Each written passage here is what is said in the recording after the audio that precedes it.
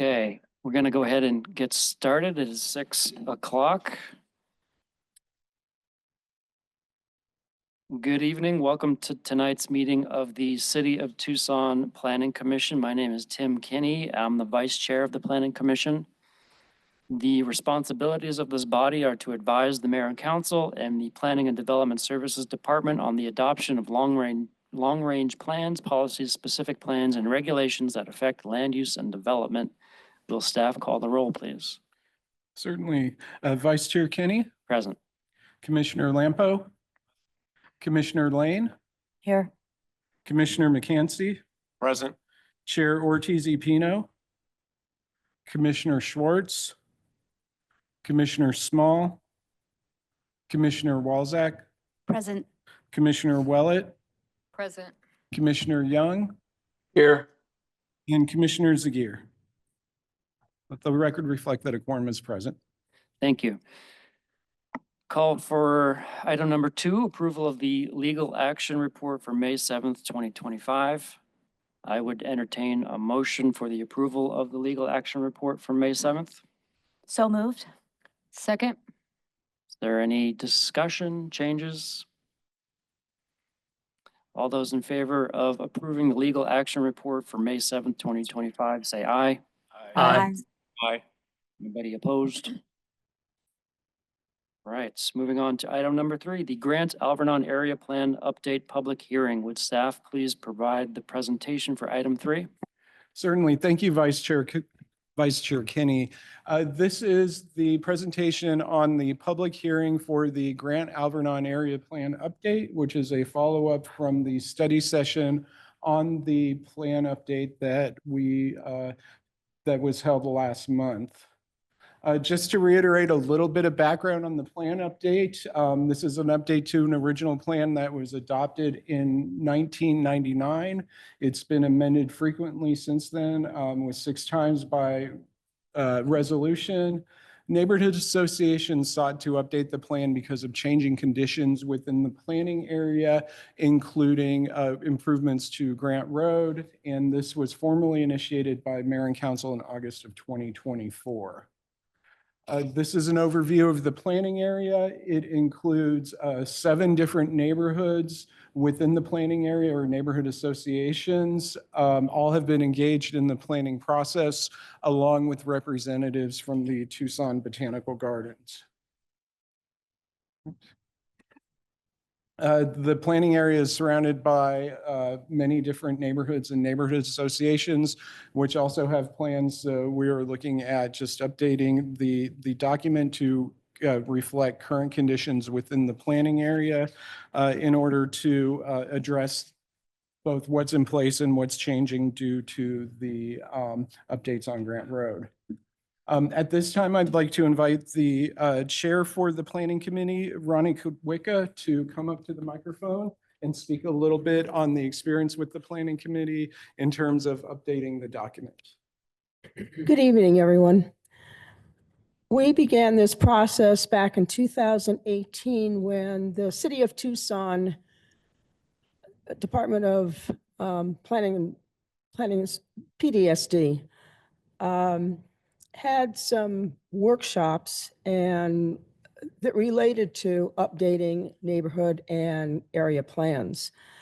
At that time, the 7 neighborhood associations of the Grant Alvernon Area Plan got together and decided that this was something that was important to us because of the RTA and how that was going to impact all of the neighborhoods. We did outreach to the neighborhoods via e-newsletter, hard copy newsletters, neighborhood meetings, and we are getting the interest of neighbors to develop a core group of those from the 7 neighborhoods. The engaged neighborhoods had the majority of the participation throughout. My goal then was to find a neighbor who had plenty of experience and was willing to lead the group. In late 2018 and 19, the matrix was provided by the planning department The committee had tasks. We met monthly. And during COVID, there was a disconnect with some momentum loss, but we kept moving forward with our tasks.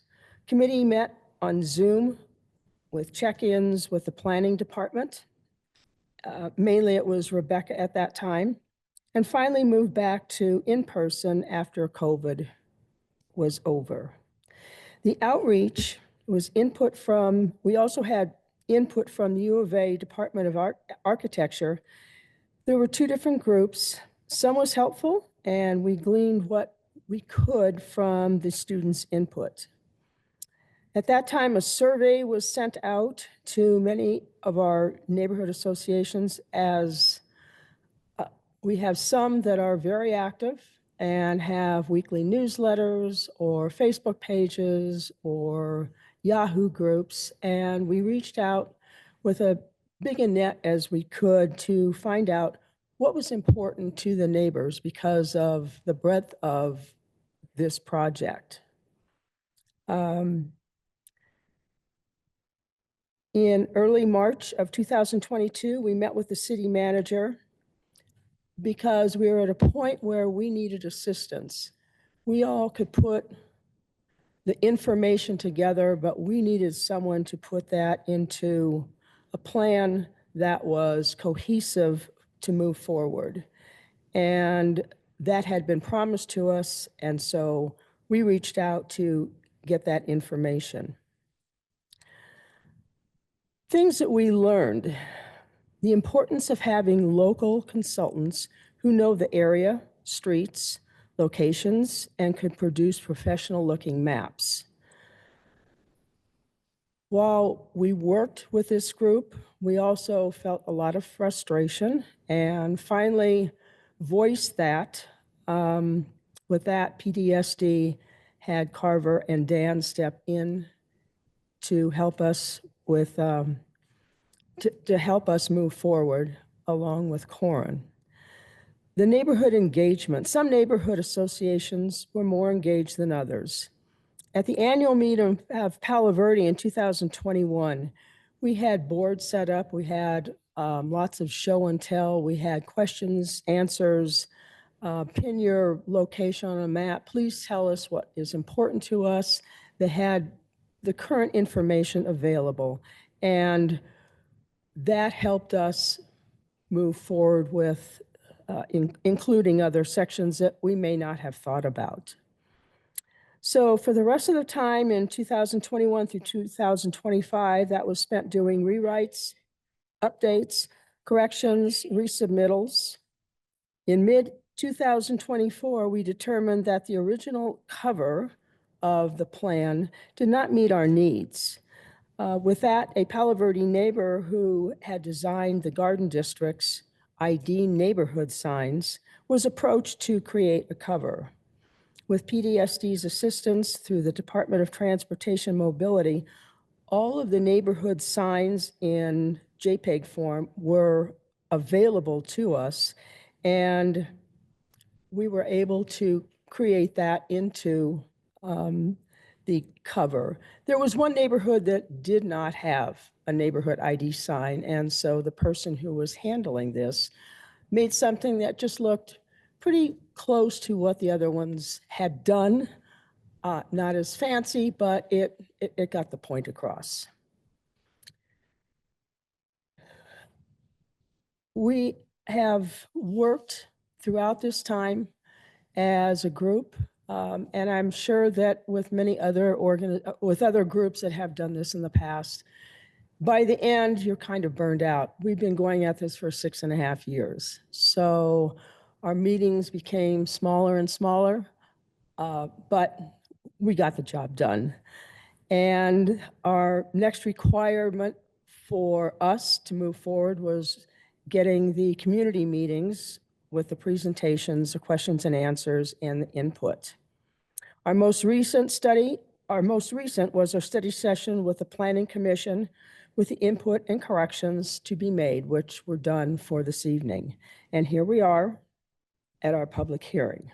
So one step further, and we hope that we get approval from you to move on to mayor and council. Thank you. Thank you, Ronnie.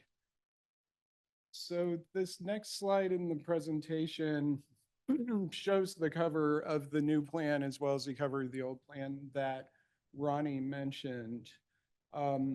Little bit more background on the history of the plan.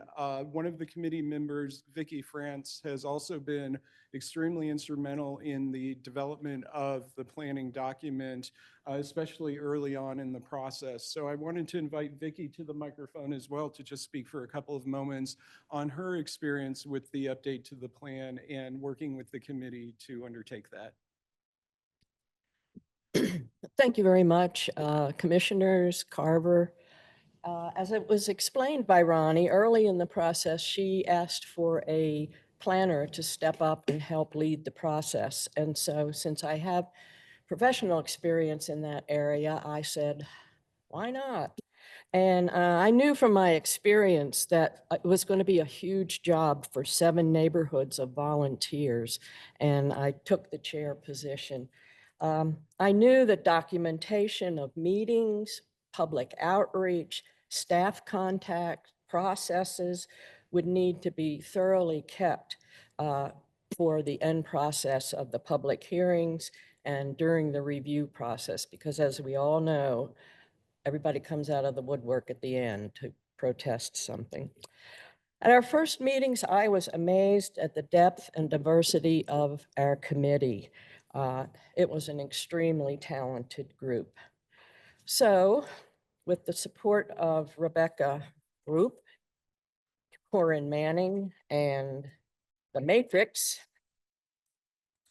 which we all had under our pillows for years, we started on our process. The survey was next. We needed to find out what the issues were in our neighborhood, the likes, the dislikes, all that typical information. City of Flagstaff had a great manual for neighborhoods to create their own neighborhood plans, and we took the SWOT method from their suggestions to structure our plans for our questions for the survey, and that's strengths, weaknesses, opportunities, and threats. And this was done by SurveyMonkey, and Fran Garcia knew a lot about surveys, and she really helped us out. So we had approximately 120 responses. We manually compiled them all and put them into a report by question and got the feel of the neighborhood for what they liked, disliked. And I think one of the major questions we asked was, what kind of businesses do you want in this neighborhood in 20 years? So with that, we carried on. Next, the Matrix wanted us to review our plan for conformance to all of the different plans in the city and how did it support the general plan. And so I went, oh. And luckily, Rebecca connected us with the University of Arizona Graduate School planning class. And they did just that. They did a wonderful job. They divided us into quadrants instead of 7 neighborhoods. And they concluded that we were generally consistent with all of the plans. They went through parks and rec plans, housing plans, arts and culture, water resources. They did a fabulous job. Plus, they produced a lot of maps that the neighborhood is using for other projects. So we were moving right along. We had in-person visits from the Department of Transportation. I think Patrick was there. And we also had Parks and Rec come to talk about their input to our plan. And as far as talent goes, one of our committee members works for the Pima County Flood Control District, and she reviewed and corrected the stormwater management portion. We had incredible talent.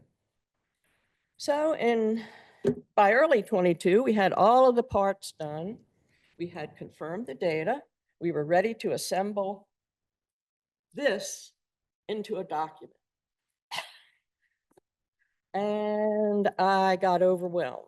I looked and looked, as Ronnie said, we were having a hard time getting this, we knew we could not make this ready for public review. So it was at that point that I turned it over to Meg Meg Johnson and Ronnie Kotwicka, because I knew their skills could get us across the line, because this was not my forte. I'm extremely proud of the work the people listed in the cover sheet did. This document is a great example of citizen planning, expressing the vision we have for our homes and neighborhoods in the central section of the city of Tucson. And I urge you to approve it, send it on to mayor and council. Thank you very much. Thank you, Vicki. Following the work of the committee and the coordination with PDSD, we were able to update the sections of the plan, and the document as presented to you includes these following sections. It also includes the addition of 2 appendices, the Grand Alvernon area history, as well as the community asset list. So one of the major components of the document that we updated was the future land use, sometimes called conceptual land use. This is the area of the plan that designates where the location, distribution, and extent of land uses within the planning area, and where we would like to see certain changes or to guide future development. This helps us to ensure compatibility among land uses, provides for anticipated growth, protects those community assets, especially the ones that were identified, and ensures availability for public facilities. Based on this, updates were made to the future land use concept maps within the plan. As you see on the screen, this is an example of one of the maps in the existing plan, which are dated and both visually difficult to read, but also don't reflect a lot of current conditions within the planning area. So the planning committee and staff reviewed the current zoning as well as these maps, worked together to identify areas where there were non-conforming uses or inconsistencies between existing zoning and land use change, and identified a new category for mixed use, or the mixed use land use category, which is along Grant Road. So this is the current zoning map for the area, which we use as part of our planning process. And from there, hold on, I skipped one. Oh no, from there we were able to look at the conceptual land use categories within the document.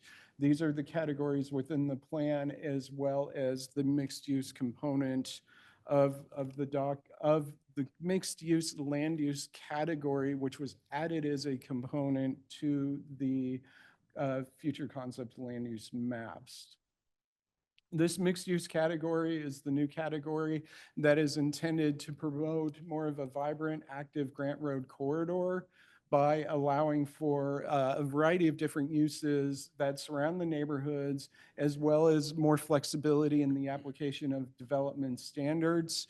A lot of what is in this category came out of the Grant Road Community Character and Vitality Corridor Vision document, which was developed prior to work beginning on the Grant Road improvement. This is a document that had very large amounts of public engagement and was also adopted by mayor and council. So that really informed a lot of the planning for the Grant Road specific parts of the planning area. And so based on that, we made changes to the future land use maps within the plan. This is something that the commission had requested at the study session. This is a map that shows where changes were made to the future land use concept maps within the planning document. As you can see, the area in purple is the mixed use category that was added along Grant Road. Other crosshatched areas that you see on the map were primarily based on bringing consistency to the land use categories based on what's in the current zoning map. And so we just wanted to ensure that that was being taken care of. There were certain areas that we discussed at the study session around like Tucson Botanical Gardens that we looked at, as well as a light industrial use along Fort Lowell Road. So some changes were made there, but this gives you a good high level of overview of the changes that were made to the map within the updated planning document. So once all of this was pulled together, as Ronnie had mentioned, we had 2 neighborhood meetings within the community. One was south of Grant Road and one was north of Grant Road. These were fairly close together. They were well attended. We felt like we had some very good conversations within the community about the plan and the changes in the plan, and we're able to get some really good feedback on the planning area. There was obviously a lot of discussion about or interest in the Grant Road improvements as well as part of those discussions. But we were really focused on the plan itself and getting getting the public feedback on that. So following that, we had the Planning Commission study session last month. At that time, staff reported on the plan or presented on the plan to you as the commission, and you provided feedback on the draft plan. You also set the public hearing for this evening on the proposed gap. Based on your feedback, we did make some changes to the plan, and I want to go through this right here, the changes we made and some changes that we didn't make and why we didn't make those changes. We considered everything, but first of all, any spelling errors or typos, we addressed those. Second, we provided the land use change map that was requested, which is shown on slide 21. There was a request to add some schematics on chicanes or other traffic calming devices within the document. We looked into that, but what we saw was that if we provided information in the document, that may be slightly inconsistent with city standards or policies related to those items, and they already exist in the city's street design guide. And so to avoid any confusion or inconsistencies, we referenced the city's street design guide in the planning document. That way they would be tied together, and if that design guide is ever changed, then we don't have to go back and try to change something in the plan. So we certainly heard that that's good to have that reference, but we just wanted to utilize what already exists for that within the city. We also outlined the plan amendment process within the UDC, or referenced that. We referenced the city's pedestrian safety plan, as well as the Pima County Multi-Jurisdictional Hazard Mitigation Plan, which is a document that has been adopted by the city of Tucson. So both of those were really good suggestions, just to make sure that we're integrating other planning documents that are out there into the gap. There was also the request to separate out land uses into low and moderate density categories. So we looked at that as well and determined that would probably not suit the needs of the plan for a couple of reasons. One is that it would be inconsistent with plan policies that are encouraging more mixed use. And so separating out into discrete uses would have the opposite effect. We also realized that that would be inconsistent with our existing zoning. And we were looking at updating the future land use maps to bring it into more consistency with the existing zoning. And it would really be a significant change to the plan document that could also lead to significantly more plan amendment requests in the future. And so it's kind of you're walking that line of wanting to make sure that the plan does what you need it to do, but also gives enough flexibility so that it can adapt to individual conditions and situations as they arise within the community, especially as it relates to entitlements requests. And so those were not changed, but every other requested change in the document was made or addressed. And so based on this, we're at the public hearing tonight, and the next steps in the process are to have that public hearing, and then should the Planning Commission move it forward tonight, the item would go to Mayor and Council for consideration. We're looking tentatively at August 6th as a potential date for that. There is no July meeting scheduled for Mayor and Council, so that would be the next meeting that we could get on the agenda for consideration. So based on all of this, we recommend that the Planning Commission forward the proposed updated Grand Alvernon Area Plan to Mayor and Council with the recommendation to approve the update. We find that the proposed update is consistent with policies in Plan Tucson.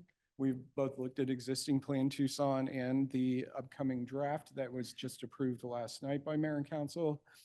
We also find that this allows for consistency with current city initiatives, projects, and land use tools, and helps provide more clarity in land use decisions when dealing with entitlements cases such as rezoning, special exceptions, and variance cases. So thank you very much for your time. Thank you, Carver. And I want to congratulate Ronnie and Vicky on getting this far, getting to this point. It's a huge lift to do this, even the best of circumstances when you didn't have to deal with COVID and all those other things. So congratulations and well done.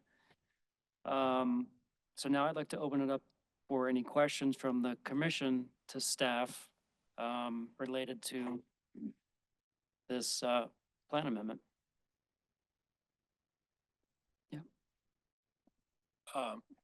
Apologies, I was not here for the last meeting. So if this was discussed and or defined, no problem. I just like to sort of hear it from all of you, and if possible, from the our guests as well, who, by the way, that is a hell of a job you guys did to get that done. It's pretty simple. How do you define mixed use?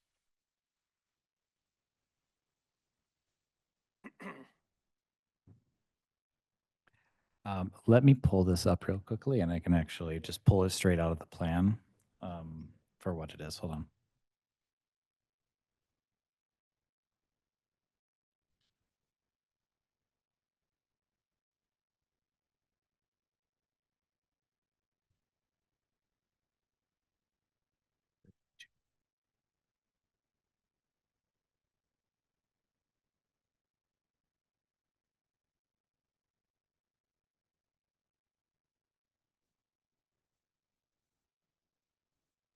I'll eventually get there.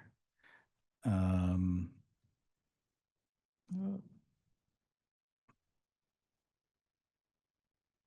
you see it? No, there's, I mean, oh, here it is, 32.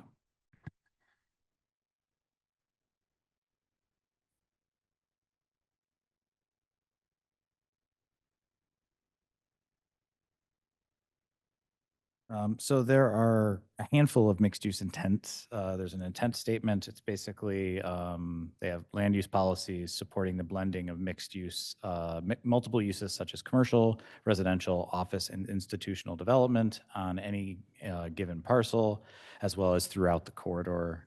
And then it goes on and it says, in mixed use development, these function may be physically and functionally integrated. Mixed-use development may be applied at varying scales, including single building, block, or neighborhood. And then there's a bunch of policies that lead to kind of give you an explanation of how that development could occur, essentially. So it's essentially an objective of integrating residential, institutional, and commercial development. And that is correct, yes. Thank you. Any other questions from the commissioners of staff?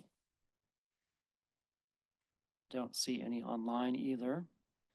Okay. So at this time, I'd like to open the public hearing to members of the public who would like to speak about this item. In general, there's a 3 to 5 minute time limit per speaker.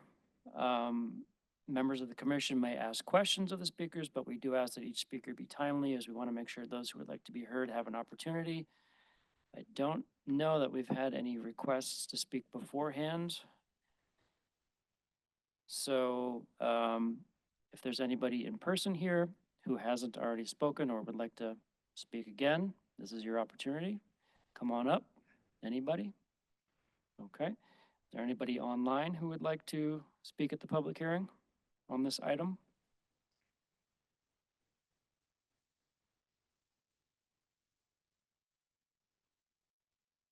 Not seeing anybody.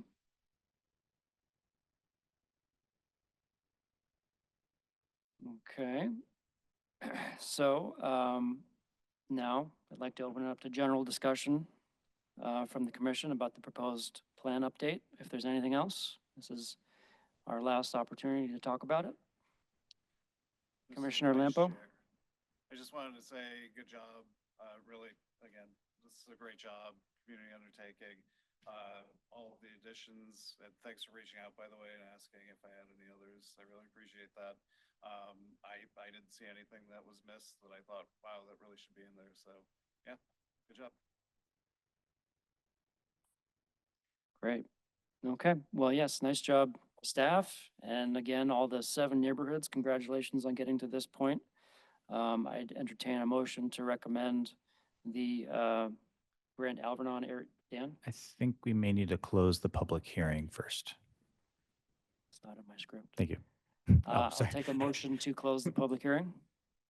So moved. Second? Okay, all in favor of closing the public hearing? Aye. Any opposed? Okay. So now I would entertain a motion to recommend that we recommend the proposed Grand Alvernon area plan to mayor and council. I'll make a motion to recommend approval to mayor and council on the Grand Alvernon area plan at their meeting scheduled for August 6th. Second. All those in favor, say aye. Aye. Any opposed? Okay, motion passes. Congratulations. Okay. Yes, there you go. So moving on to item 4, the major streets and routes plan update study session.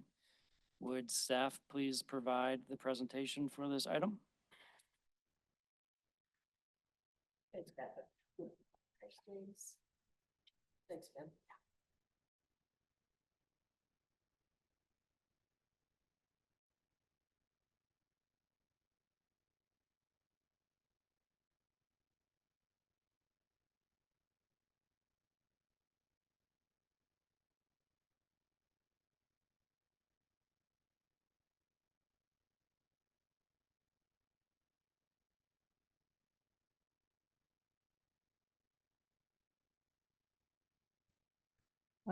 Good evening, commissioners. My name is Ben Elias. I'm a project manager with the City of Tucson Department of Transportation and Mobility. I also have my colleagues, James Castaneda and Patrick Hartley here from DTM as well. And we're going to be providing an update on our ongoing work assessing the major streets and routes plan and specifically an update of the map.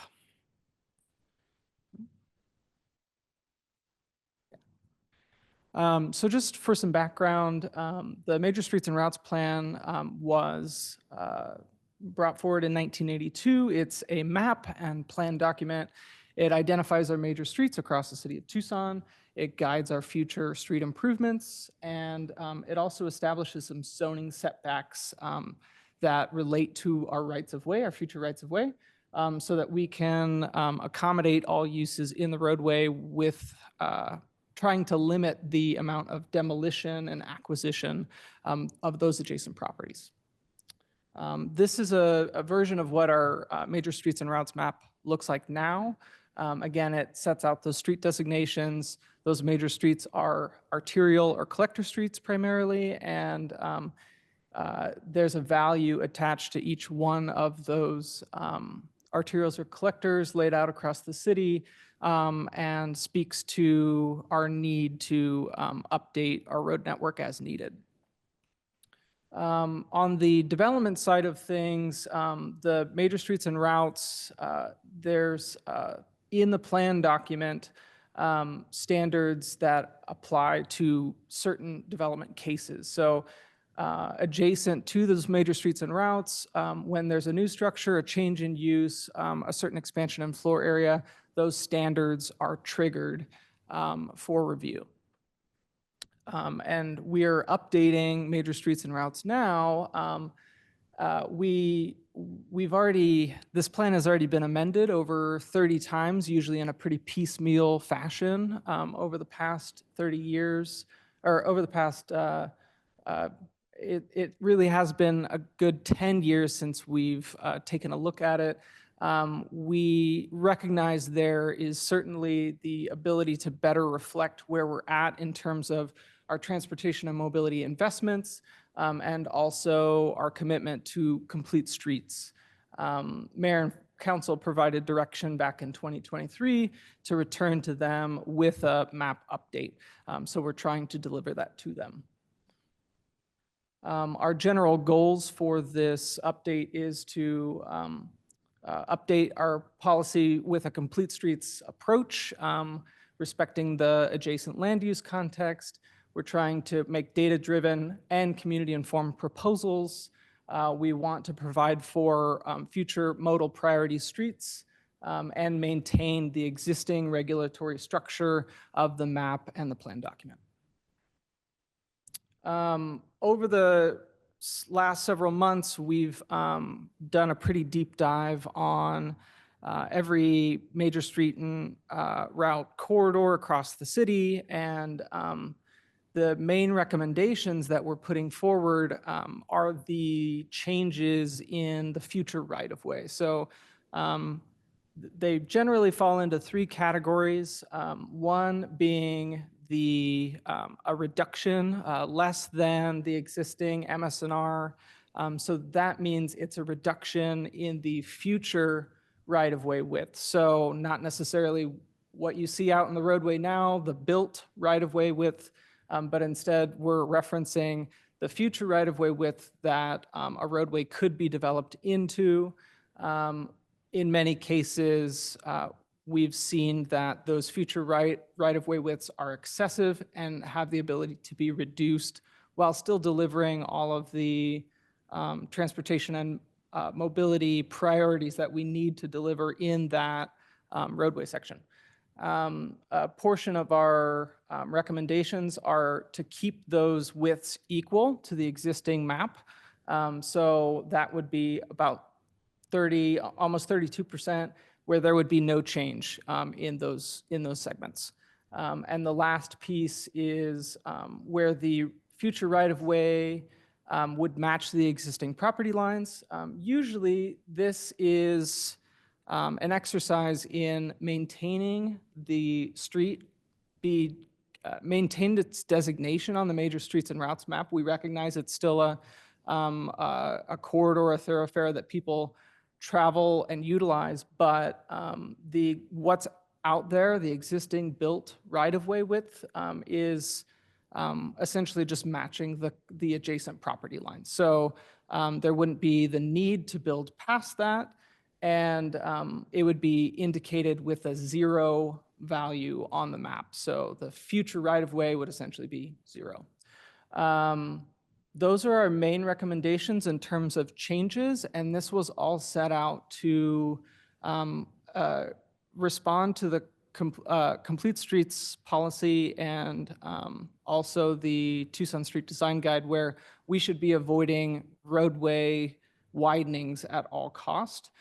So all three of these recommendations really speak to that and still give us a path forward to build what we need to build in the future right-of-way.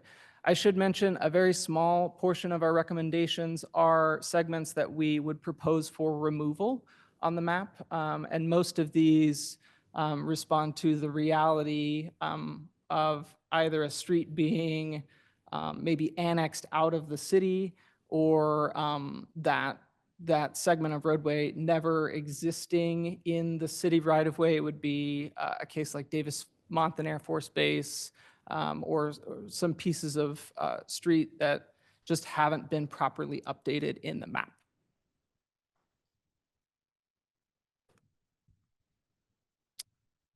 This is just a visual of some of what we're talking about and the impact to the adjacent development. Just as a high-level overview, this is the intersection of Park Avenue and Drexel. On the left side, you see a representation of what we're talking about, the future right-of-way being in yellow. So if, from our assessment, both of those future right-of-way widths would be a little excessive. On the right side, with our recommended update for both of those segments in that area, they would be proposed for reduction, slight reduction. But because the future right-of-way width is narrowed, that allows for greater infill development or use of the adjacent space that was formerly that future right-of-way. Across the city, this is a representation of what those general right-of-way changes look like. So the pink being a reduction less than the existing future right-of-way, yellow is equal to no change, and blue where the right-of-way is matching those existing property lines. Just a graph representing those percentages by center line miles across the city. And then another piece of this map update was our assessment to look at the classifications of those roadways in the major streets and routes plan. Again, we mainly have arterial and collector streets, arterial being higher speed, higher volume roadways that generally can transport you maybe across the city. A collector street would be slightly lower volume, generally slightly lower speed, and works to maybe connect neighborhood to neighborhood or some local streets to major institutions or commercial centers. But part of this is right-sizing our designations, arterials and collectors, to what is out there and what that adjacent uses might be.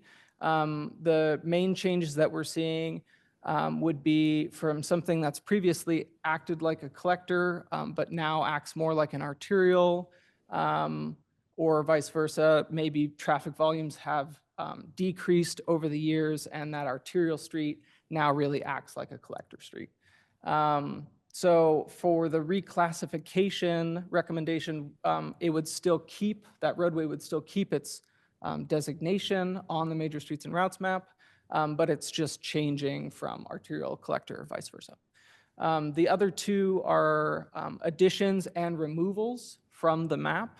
An addition would be a case where maybe a local street, not previously on the map, acts now like a collector street. Those traffic volumes are higher, those speeds are higher. It might be added to the major, it could be added to the major streets and routes map, and also removals. So there are some instances where a collector street now acts like a local street, or maybe it never did truly act like a collector street. It has low volume, it can be removed from the plan. So we have a mix of all three of those in our recommendations, but calling out just those types of changes, this is what it looks like across the city. Yeah,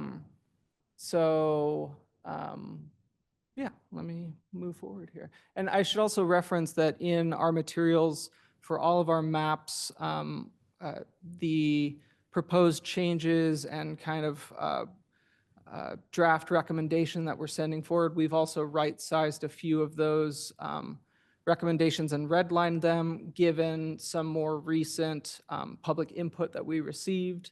And those are also called out in your memo.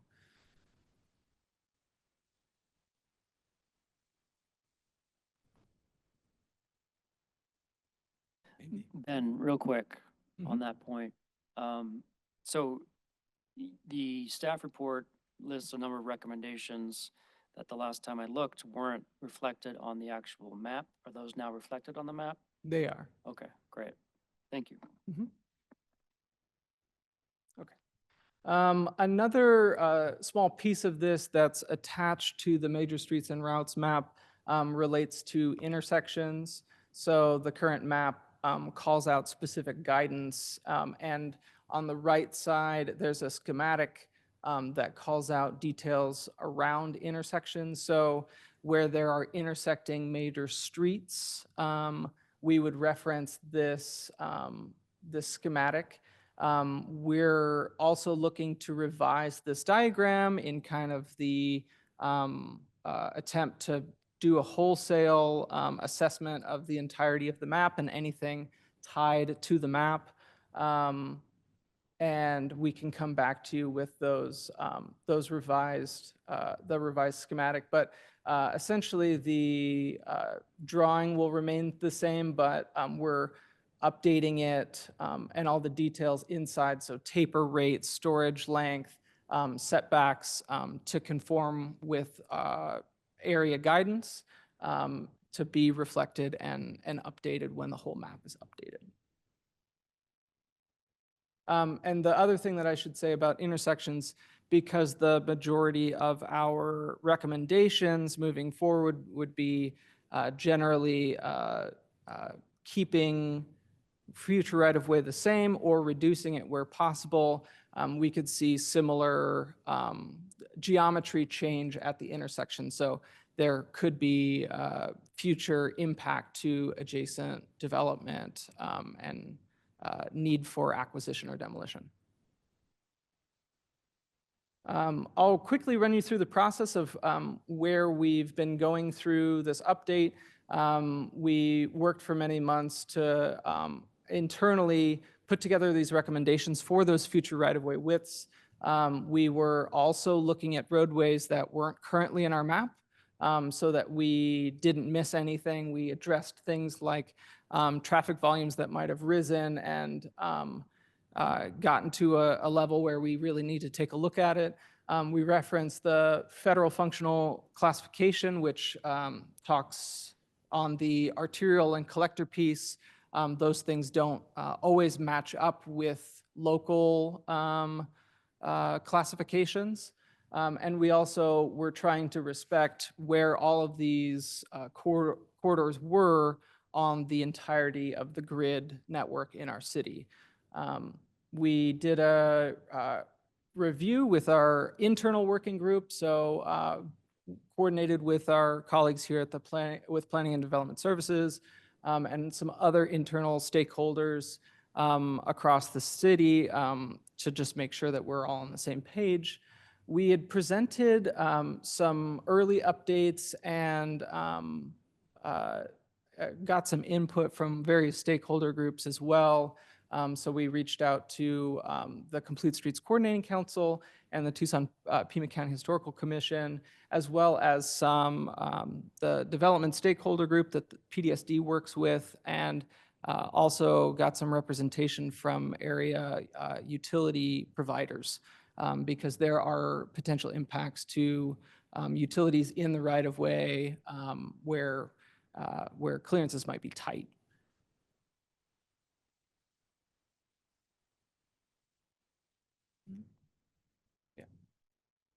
And this is just a quick screenshot of some of the website that we put up. We did a big push for the public input process and put together a pretty sizable story map, which does really attempt to tell a story with what we're doing with this update. Really setting the tone on the first page, the slider map that we provided was a major intersection in the city, and you can see the transportation and adjacent land uses in the 60s compared to just a few years ago and see the dramatic differences. So we're really looking to update and right-size our expectations of how these major roadways work. As you went through the website, you could pull out all of these individual recommendations and see their relation to the rest of the roadway network. You could zoom in on any of these and get more detail about each roadway segment, its right-of-way width, and the classification changes that we were recommending.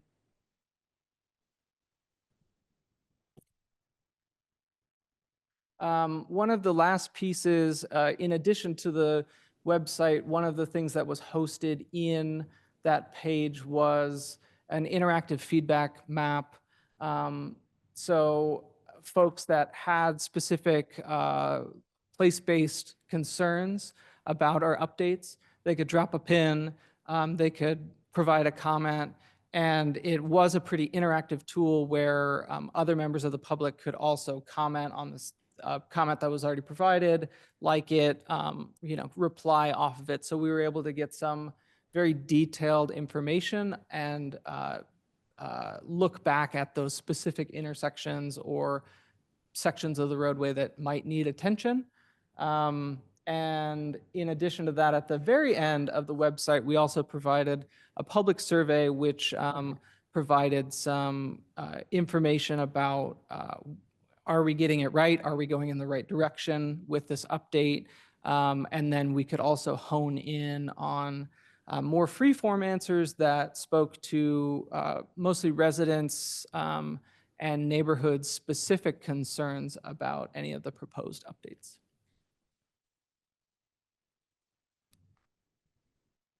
Did I skip a slide?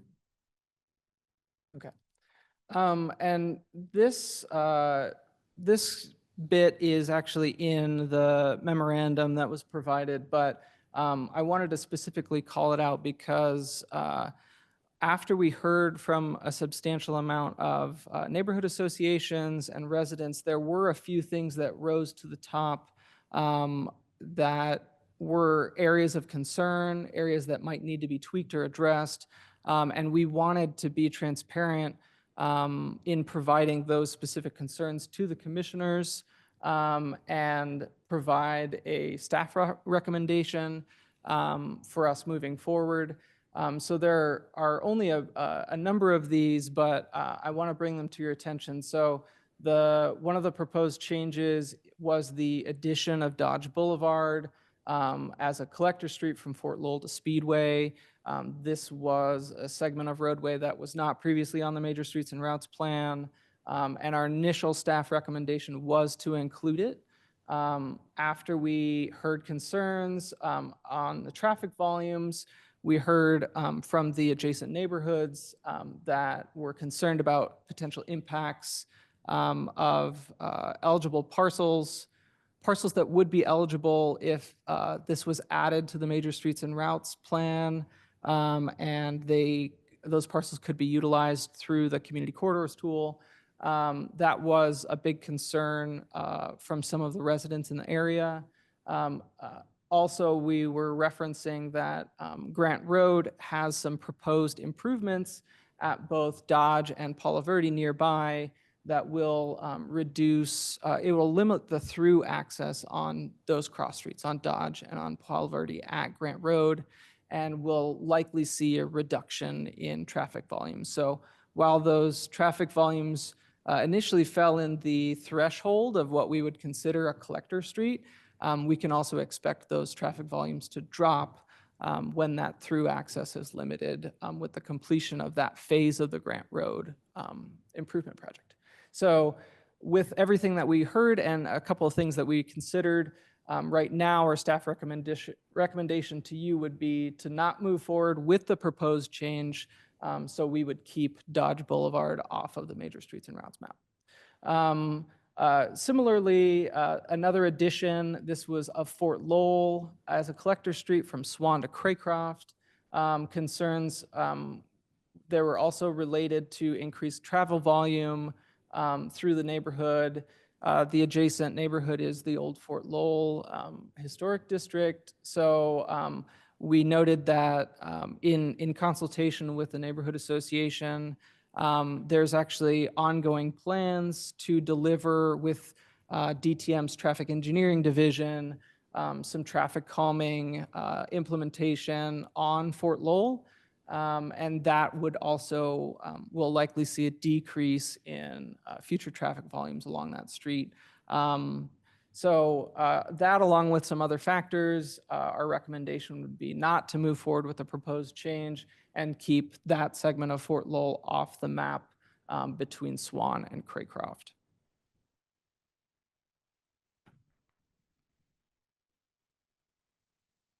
Some other comments that we heard related back to Pima Street from Alvernon to Swan. This would be a reduction of future right-of-way from 90 feet down to 76 feet.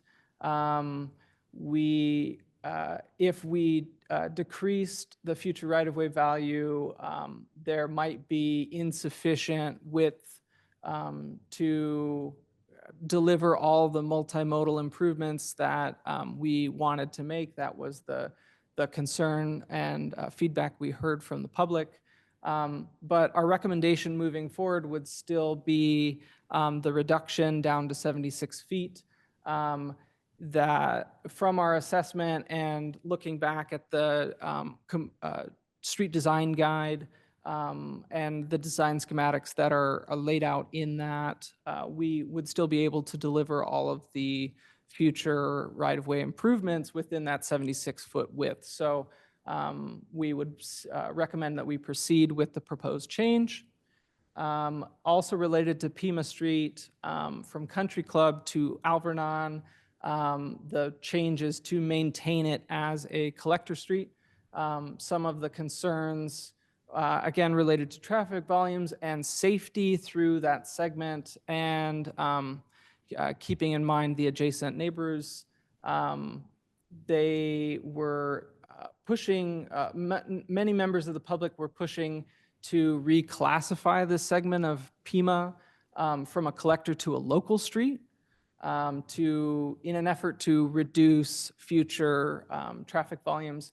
But based on our metrics, the traffic volumes, the federal functional classification, where Pima is located on our grid, and given that there's the presence of traffic-controlled signalized intersections at each end of the roadway, we would recommend that we really do maintain this as a collector street.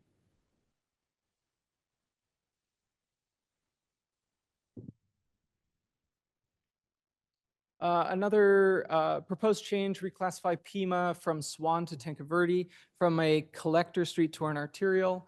The concern was related to traffic volume and safety.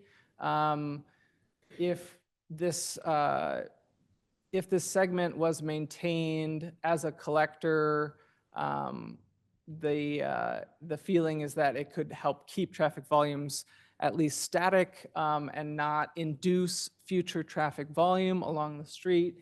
Our recommendation, given the same metrics that we were looking at for the other segment of Pima, is that we should proceed with a reclassification of this segment of Pima from Swan to Tanque as an arterial road, because those traffic volumes are so high, and the current right-of-way built out is a wider cross-section with more travel lanes.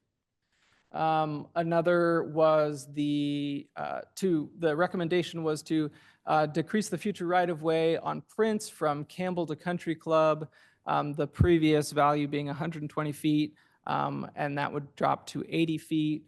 The concern was that there would be insufficient width.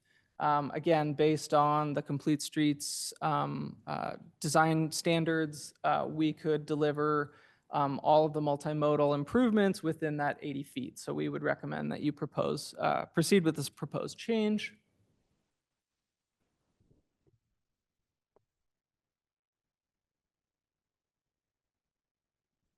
Another proposal would be the elimination and change in the future right-of-way widths for certain unbuilt roads on the map. This was also called out on our maps, mostly relating to the southeast corner of Tucson, near Houghton area. So the concern was that there are certain development plans under review now in this general area that don't currently align with some of the proposed changes. Our direction is that if it's all amenable to you, we could return back to the Planning Commission with a recommended or an updated recommendation on these areas that specifically address some areas like the Atterbury Trails at a later point in time. So that could be at the following meeting if you all are open to that. And then one of our last proposed changes that we were looking at was that how these proposed changes relate to historic structures or historic districts. The Tucson-Pima County Historical Commission addressed a letter to us regarding this update. And they had some concerns about up classifications of streets, so something that would be a collector move up to an arterial, any additions to the major streets and routes map, or proposed right-of-way changes in areas adjacent to historic districts. And we've provided a formal response in our comment resolution form, part of our public comment summary. It's in the attachment B, but really our recommendation is to proceed with our proposed changes. We took a look at the potential impacts to historic districts, and they're awfully minimal. And in many cases, the reduction in future right-of-way could provide some more flexibility for the adjacent historic district to provide additional amenities in that future right-of-way that might assist with carrying out their plans, their historic districts. And in the response to, we referenced that I think the commission was concerned about maybe prevailing setbacks, which could still be maintained and reinforced at the local review level.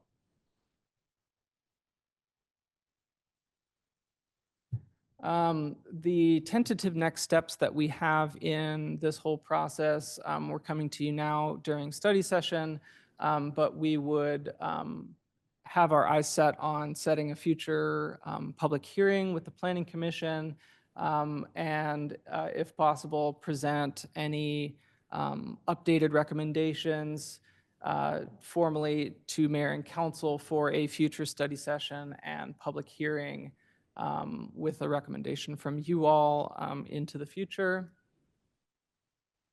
And our key asks here are that we request that the commission provide direction to proceed with the changes for our update as outlined in our previous, the memo and the table that we just read back to you.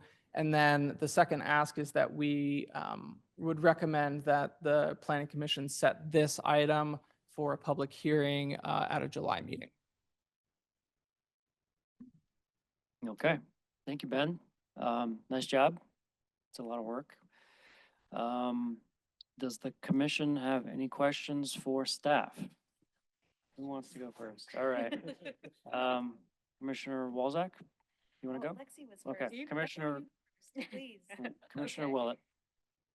Yeah, great job, staff. You guys did a lot of work, and this is something I've been, looking at since I was in grad school over a decade ago. My capstone class looked at this and tried to come up with ridiculous ideas to change urban form, and I'm really glad to see this come through because I think over, in my line of work, this comes up a lot and has created in some good ways, others not so good, and it's created challenging situations. So I really am pleased to see this come through.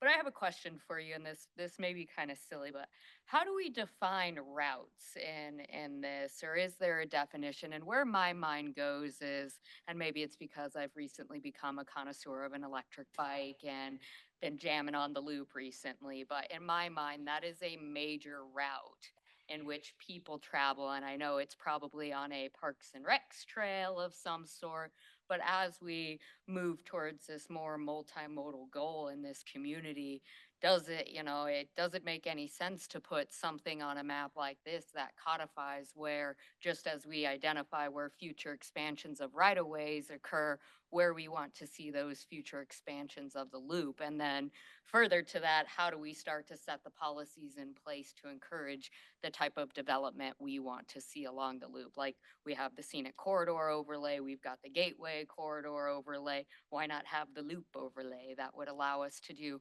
some different design treatments or something within the confines of the major streets and routes plan, so we can start to prioritize that great community asset that we've invested in. So that's just one idea. I don't know if it's really necessitates a response on what the definition of routes means, but in my mind, I think it would be incredibly valuable for us to start looking at integrating those corridors that are more multimodal and serve as significant routes for the community in our grand scheme of transportation planning here.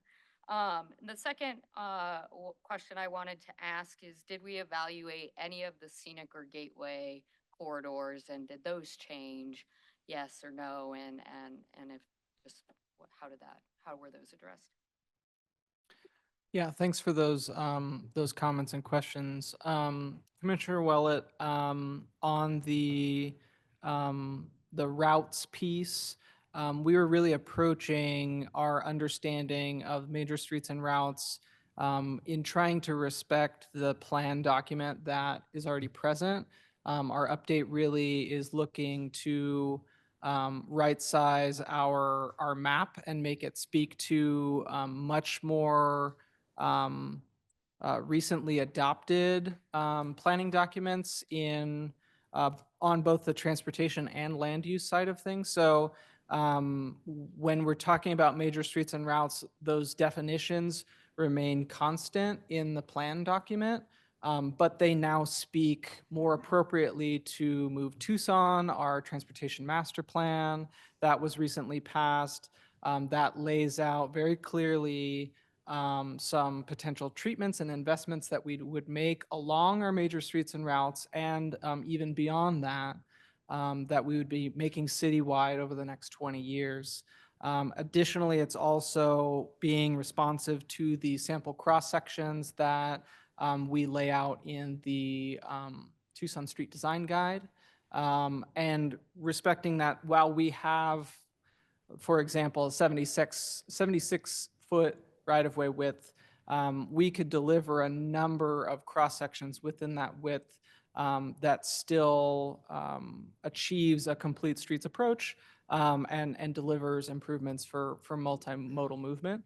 And on the second piece relating to scenic and gateway, those designations are remaining the same. We are not touching scenic or gateway through this update, again, to respect those pieces of the UDC, which are really separate from major streets and routes. We reference them on the map, but we're not changing those designations on the major streets and routes map. So this is largely just an update to the map and not necessarily the policy document that accompanies the map Correct, correct. whatsoever. And if there was to be an update to the policies and recommendations, that's more of a UDC text amendment that would go through that type of process, et cetera. Commissioner Willett, so yes and no.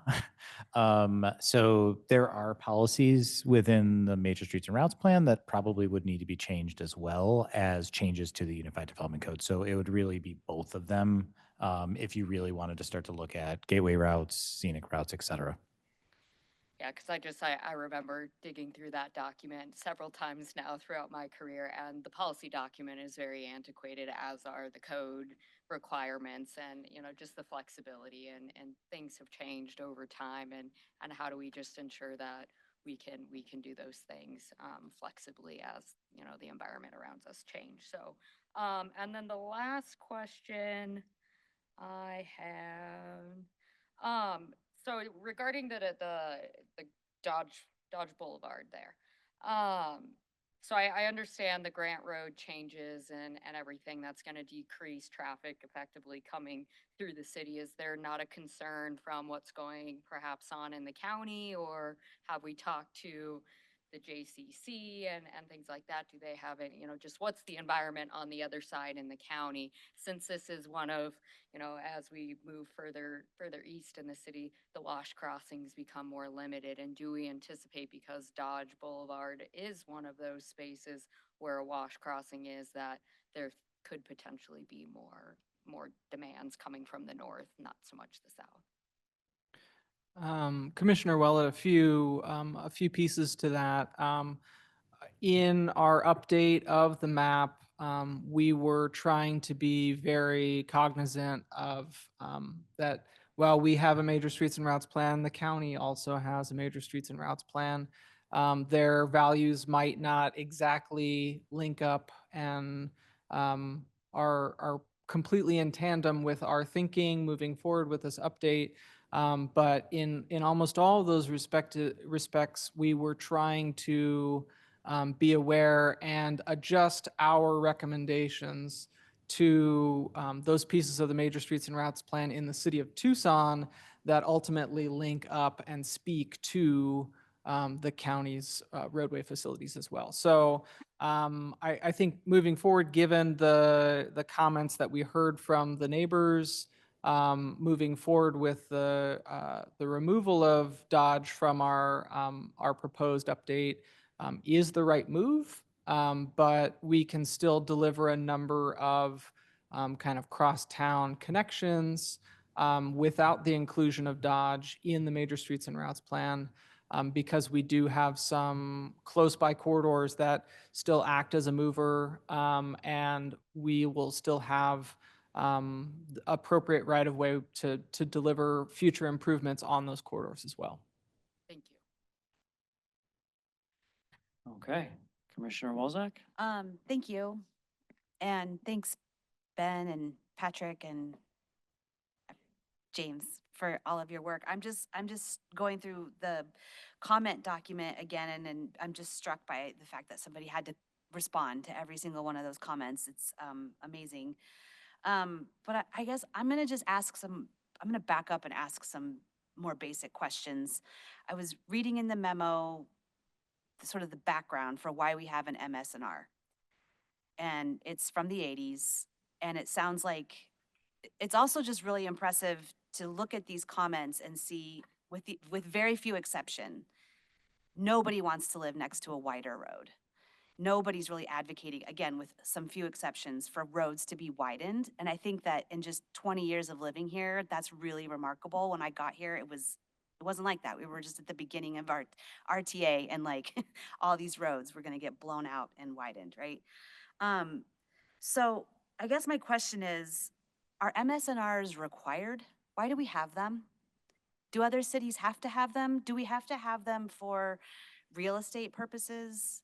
I know we have to have them for future planning so that architects and planners can make educated guesses on what future scenarios are going to look like and plan accordingly, but do we have to have one?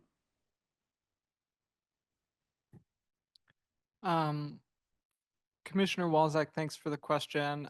This is somewhat of an oddity. Not all communities have a major streets and routes plan, but it is a tool that can help to facilitate future roadway improvements and the adjacent land uses. So I guess as a very simple response, we as staff are trying to respond as appropriately as we can to the direction that we were given by mayor and council in 2023. And so that was the intent behind this update. Again, updating the map, not really touching the plan document, and again, not touching those other aspects of the UDC, Gateway, Scenic, that might relate back and speak with the major streets and routes plan. So it wasn't our intention to overstep and try to repeal or majorly reform the setup of the major streets and routes plan. No, thank you. That answers my question. I think so. So I read that the Move Tucson plan gave you a framework for updating, and it's a recommendation. Mayor and council directed you in 2023 to follow that prescriptive updating process. It would be then mayor and council and not the planning commission to, I mean, it would be the planning commission. Maybe we could say to mayor and council, we don't think we need this. Could we do that? I might forward this to either Patrick or Dan if they care to chime in. Commissioner Walzak, so you do have the ability to make a recommendation that could include something of that sort to mayor and council as this moves forward. If you could say, we recommend approval if you were to do that, with consideration of, further changes to major streets and routes as you move forward. You could even potentially, make a recommendation such as that. So you have that ability to do so as a commission related to this. I mean, Commissioner Walzak, hearing that, I think what we would want to do is maybe at the public hearing, share a little bit more about how the city uses the MSNR and the value that it holds to the city. That could maybe inform your discussion a little bit more at the public hearing, because I think there are some really critical elements of this for our planning purposes, as you mentioned. So we can definitely prepare more along those lines for the public hearing. That'd be great. I Mhm. want to hear a justification or like an explanation for why we need this. When all of those comments, most of those comments are like, please don't, like, I understand you need to classify roads, right? You need to do that for ADOT, you need to do that for reasons. I need to understand why you have to have a right-of-way width associated with that. Commissioner Walzak, if I may. So the way we've approached this was the initial intent of the Major Streets and Routes Plan was exactly what you stated. It was to anticipate future volume and create enough space to widen the roadway for additional roadway lane capacity. That was the beginning and the end of the Major Streets and Routes Plan. We have 4 lanes today. We're going to see level service 3C in 30 years. So we'll need 6 lanes then. We have used this tool, but we're trying to kind of flip it on its head for the purposes of which we're using this tool, and that is to reserve additional right-of-way, primarily to accommodate the improvements that we need to make outside of the curb. Oftentimes within Center City in particular, what you see are conditions where we can't even put in sidewalks because the property line is not too far back a curb. So we're saying as redevelopment occurs, we want to make sure that we're reserving that 15, 20 feet that we want to see between the curb and the property line, which allows us enough space at no cost to the city to come back at a future date for acquisitions to get in those kind of wide, comfortable sidewalks, the landscaping, other kind of street furniture that would be consistent with with our complete streets policy in the city. So that is really the intent that we are trying to deploy this tool to support at this time. So I think an example of that is if you look at like Speedway around Elvernon, you've got on-street parking that's right back a curb, kind of to the storefront of that strip development. And there's just no space there to put sidewalks in, even though we know that's a high demand area for pedestrians. In the event of redevelopment, we can apply the major streets and routes. We're recommending the 120 feet in that location. As those parcels redevelop, that creates space for us to put in those future sidewalks. And that's what we're trying to accomplish with this update. Yeah, and at the same time, I heard Ben reference a lot that within the existing width of the roadway, we can accomplish almost all of the things we need to accomplish to make a complete street. And so we also have extraordinarily wide lanes here in Tucson. I don't think anybody, well, I don't know if it's a policy discussion to say we can't go outside the curb or the sidewalk, and we have to figure out how to solve our multimodal needs by taking from the width of the roads. Yeah, and that's a great observation. One of the things I think we kind of wrestled with as we were doing this, because there's 2 types of ways we're going to approach some of these multimodal improvements. There's going to be your large kind of RTA scale capital projects where we're moving in curb, where we're totally reconfiguring the roadway. But a lot of what we're doing right now is a little bit more kind of strategic and surgical in the department, where we're trying to work within the existing space. And to have space behind curb is really convenient, really, to be able to deliver a lot of at least walkability projects without having to reconfigure the entire roadway, which then we're running into drainage issues, we're running into utility issues, we're running into major expense because we're not moving curb lines. Okay. Thanks. Thank you. Commissioner Lane. Thank you. I feel like my questions and comments are going to be a continuation of the same conversation a little bit, but with an example maybe here. So effectively, this map is a visual quantification of how many vehicles are on the roads. And then that helps you to quantify how many vehicles are going to be on the roads in the future and how wide they need to get. So it feels to me very car-centric. And so I look at the example of Pima, and you're upgrading the designation from collector to arterial on a section of it. And going toward the east, maybe that makes sense because you're gonna, flow people onto Tanque Verde. That's another large road, but going the opposite direction, Pima Street just diminishes in size. And the smaller end is a great street for bicycle improvements. So wouldn't the question be, how do we reroute cars away from that street? I also think about 6th Street from like Campbell to Country Club is a great little road, which would be really nice to have bike lanes on it, but not by taking over more space from outside of the road. But what if that became a smaller 2-lane road? So I am just questioning whether this tool is looking holistically at how vehicles move around the city. I mean, I live near in Miles neighborhood, so I've watched Broadway get wider and just funnel traffic into downtown to a dead stop because the size of the streets on either end are not ready to receive the anticipated traffic numbers that this map is like telling you we're getting. So I would say that multimodal transportation needs a much more holistic look beyond just what traffic numbers are telling us and vehicle numbers are telling us. So there's no question in there, I suppose, but, well, it all started with this Pima Street designation changing. I don't think, it doesn't seem to make sense. Like, have you guys, I guess maybe the question is something about like, what is your experience or what in the past have you done when a street like this gets designated to a larger, more cars, but on one end of it, like what is the future of that smaller piece then? Commissioner Lane, thanks for the observations because I think they closely mirror what we heard a lot from particularly the residents, the adjacent neighborhood associations nearby Pima Street, and a lot of folks, particularly on the, I'll say, more central segment of Pima Street, where the current built right-of-way is narrow.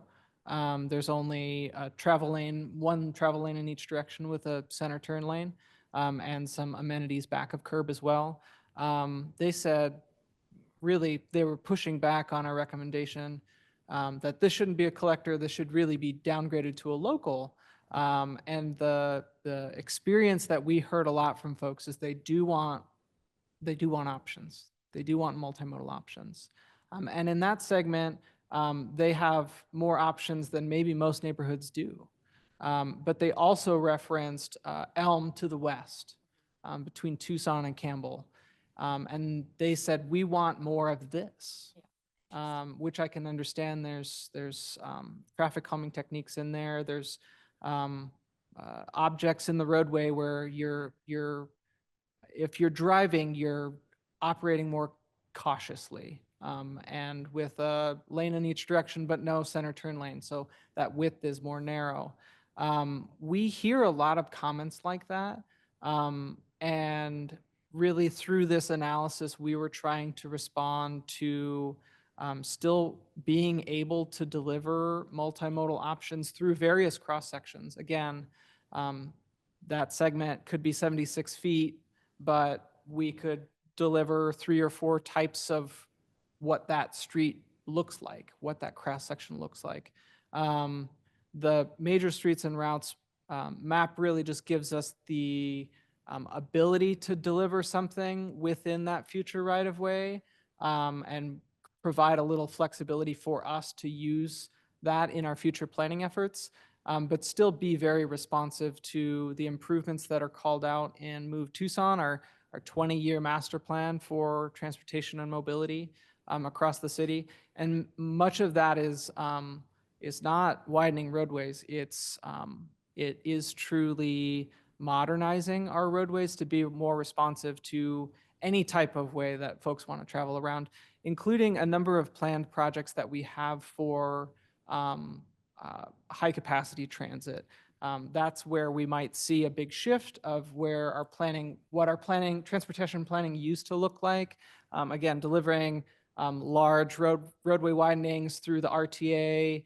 Now we're starting to see a real complete streets approach with our upcoming projects where we'd be addressing pedestrian improvements, bicycling improvements, still maintaining some vehicle travel, but also providing more space and amenities for folks who are either accessing transit or on transit on that corridor. So I guess my brief response to you is that those individual recommendations through the corridor, we're trying to be as specific and responsive to all of the planning documents that we have on the books, while providing us flexibility to deliver those through the map. I'm wondering if these designations, because you're speaking about the, like, this complete transportation plan is a more progressive and future-oriented approach to our already car-centric development standards of the past. And so this way of working on this map is essentially tracking vehicle numbers in order to redesignate a road. And then you're saying essentially, if we can redesignate this road, we can get improvement money for it, and then we can build bike lanes. But I'm feeling like this approach is an outdated process that we're trying to sort of jam into the new way of thinking about transportation. So I support the idea of questioning this as a tool in the first place, you know, because yes, the fact that there's a lot of cars on that Pima Street between Grant and Speedway, there's likely another nuanced reason for that, related to Grant Road, related to Speedway, related to intersections somewhere outside of that street itself. So I just think that it feels like antiquated. We're just looking at traffic numbers. And I think there's a lot of evidence in other cities that widening roads doesn't fix the problem usually. So I don't know where we go from here. Well, let's see who else has some comments. Commissioner Thank McKenzie? you. Thank you. So the first thing I just want to, it's just kind of a clarification for my own edification here. Is it safe to say that small changes in rights of way, could potentially lead to relatively large changes in the types of development that's going to be occurring in those areas? Or Yeah, no, Commissioner McKenzie, I think that is accurate as far as saying that. Yeah, I think if you look all along a lot of our corridors where you've had 150-foot right-of-ways and a future right-of-way, but there haven't been any improvements, it forces you to set that building back pretty far. And then with our previous standards, or even some of our current standards, also forces you back even further, leading to a very, kind of very auto-centric kind of built environment, essentially.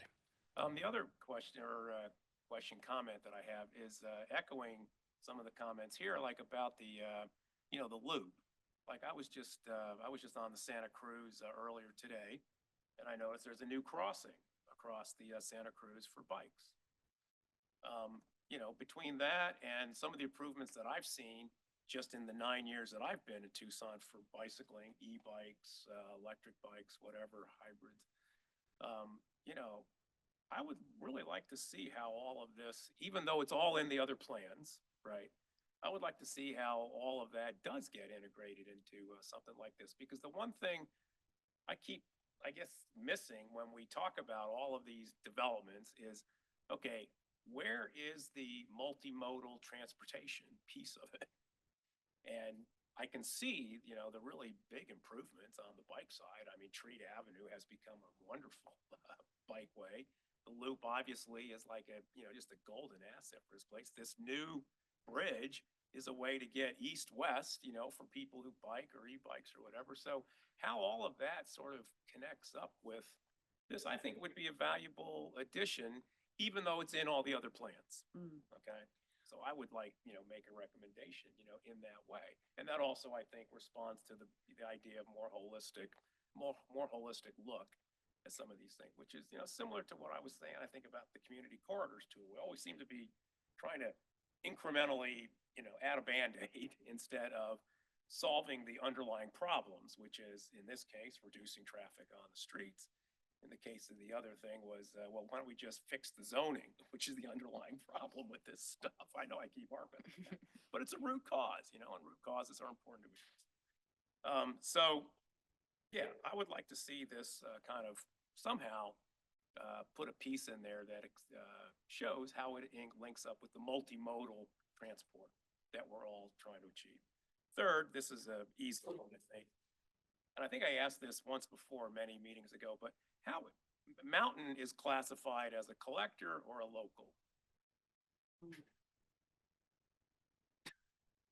Mountain Avenue is a collector. It's a collector. But part of the nuance here, and this came up a lot with our communication with some neighbors that were concerned about traffic mitigation, or basically what could be done on collector streets, is there is precedent for delivering a number of interventions on collector streets that could. Intervention. Yeah, sorry. Something to traffic calm the street, or otherwise designate the street as a Mountain Avenue is a perfect example, a modal priority street. So that is one of the few bicycle priority streets that we have called out across the city.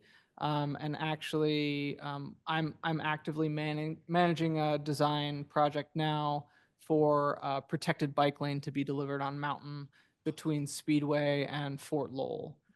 So your comments are right on the money in that it is a collector, but that doesn't necessarily negate that its character can be more responsive to those different modal priorities, like a bike priority street, in our planning and design efforts.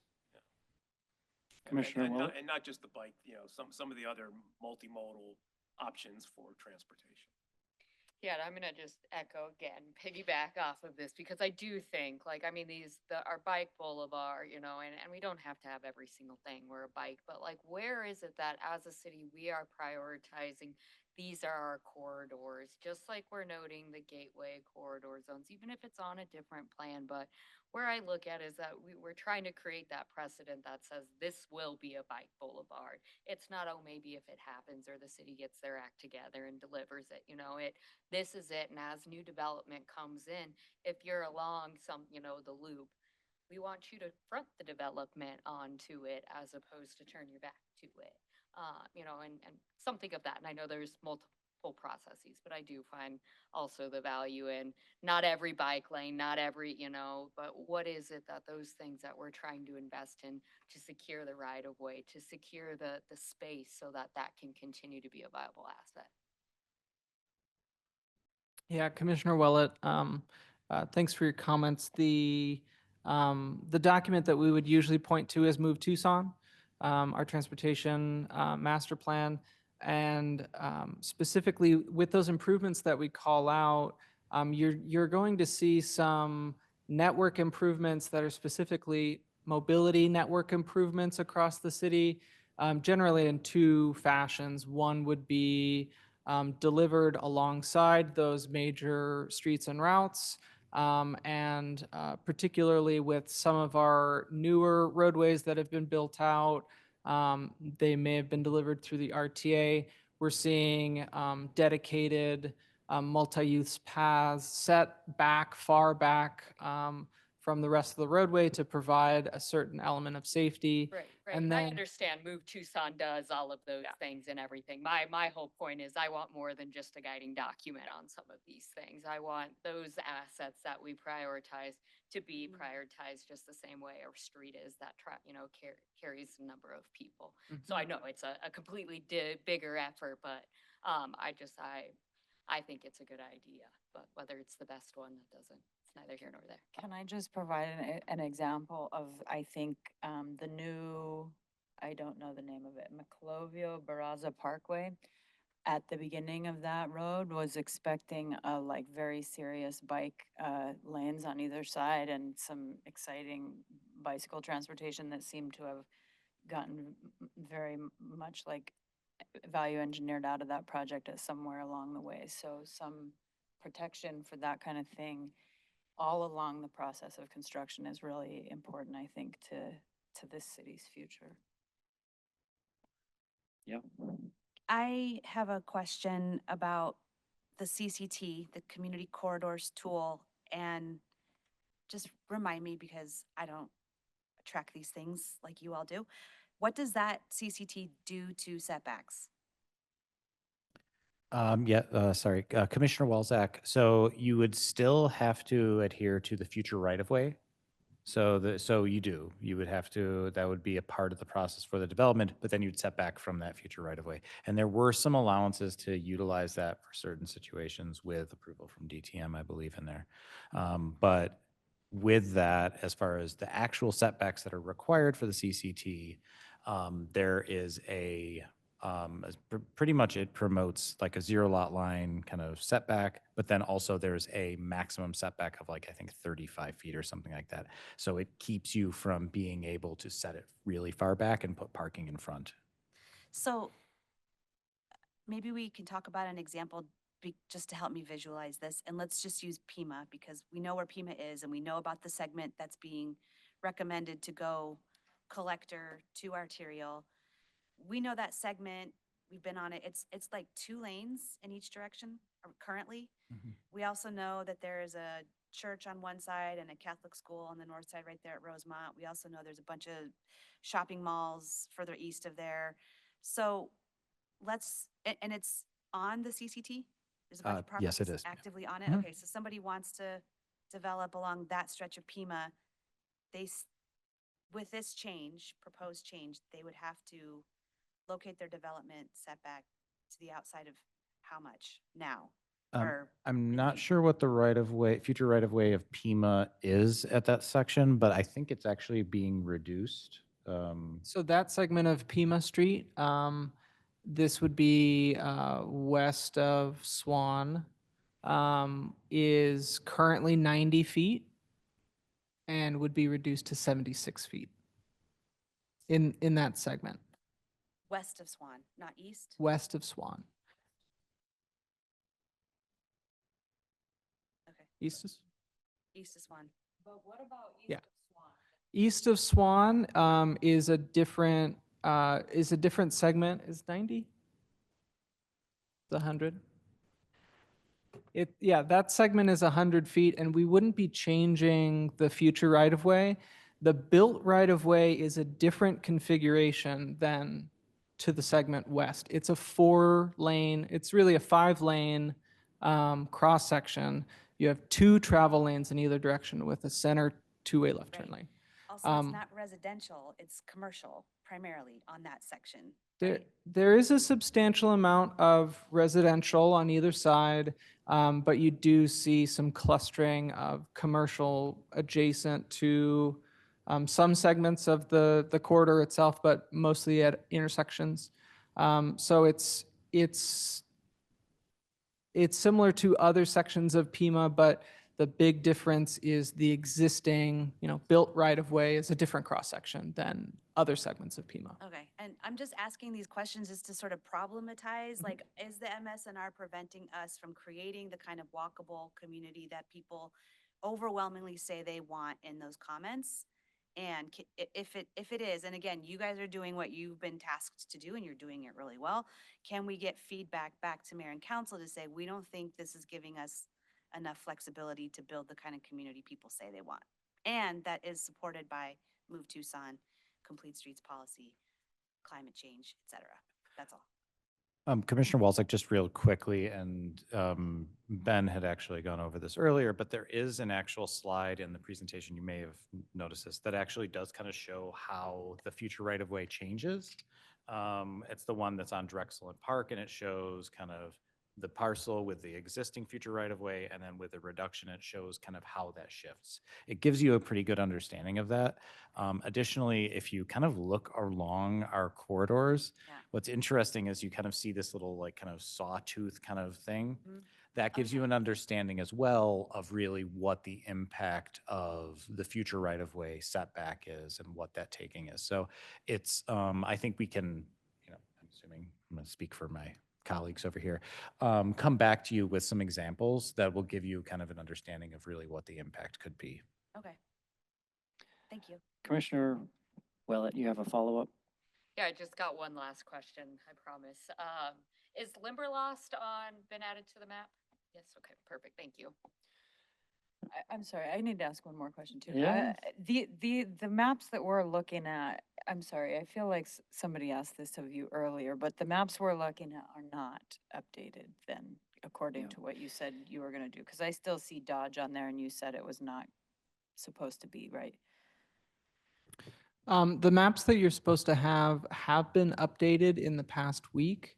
And they do show all of our recommended changes, like Dodge and Fort Lowell were on those maps, but they were updated with red lines to reflect the change in our recommendations to you. Have those been Okay, updated? I believe they might- should be updated. If they aren't, they should be, and we will. I'm just referring to, let's see, I have, I just see Dodge is going to be added as a, yeah. So I'm unsure if we're looking Yeah, at. I think, at least from what I'm seeing, it doesn't look like the map is updated, but maybe I'm looking at it wrong. Want to look at my iPad? Yeah. So the maps themselves haven't changed. The line work is still on there. They've just been annotated to state that this is being recommended for removal. So I don't know if that is, if you see the annotated version of the map. If not, then maybe that hasn't been This says distributed. to me right now, Dodge is shown in green, addition collector. Okay, Okay, we'll that make sure those get out. answers some questions. You good? Yeah, I'm good. Okay. Yeah, yes. Do any commissioners who haven't already spoken have any questions? Commissioner Lampo? I don't really have a question. I just want to say good job. From what I'm seeing so far, everything looks great. The story map looks great. I guess the only question I have is, have you reached out to Pima County for their input? And if so, what did that look like?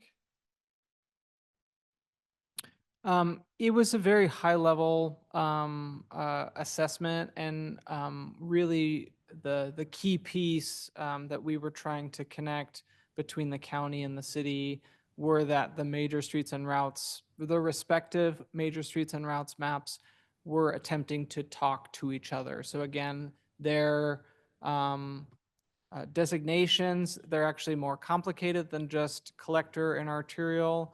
But they do have a future right of way value associated with them.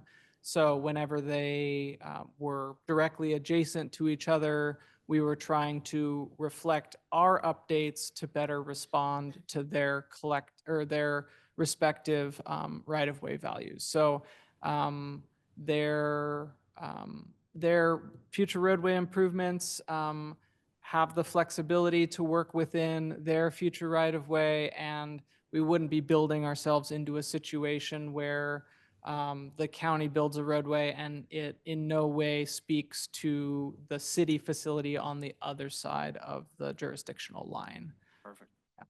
Thanks. How about any commissioners online? Do you have any questions?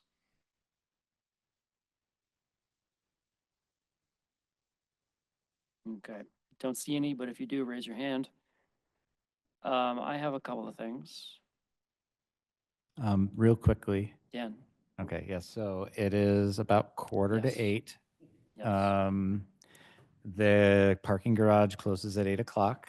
I just want to make sure that there isn't anyone who needs to actually go out and move their car prior to that, because apparently they're getting very strict with this. I just want to make sure no one gets locked out.